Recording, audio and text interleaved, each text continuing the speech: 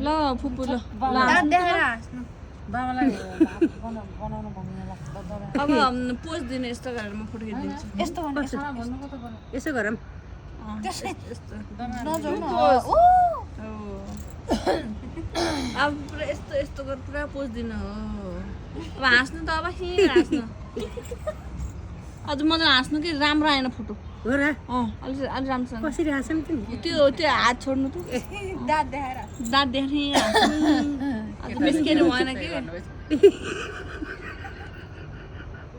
केटाले जे भन्छ त्यही गर्नु ओ मेरो फुपू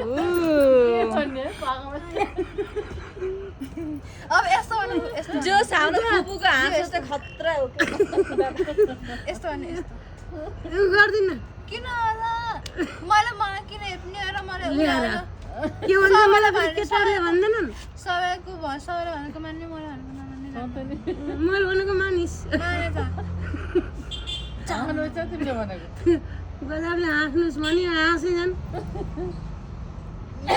जो सानो फुपू हँसिली रसिली जसिली हुनुहुन्छ यस्तो भन्नु होइन आफैमा यस्तो गर्नु हो कि होइन बाजी गर्नु यसले देखेर त हाँसो लाग्छ गर्नु अहिले हाँसेँ कि किन होला हाँस्नु मलाई हेरेर मेरो मुख के खानु माइजन गर्नु न केही छैन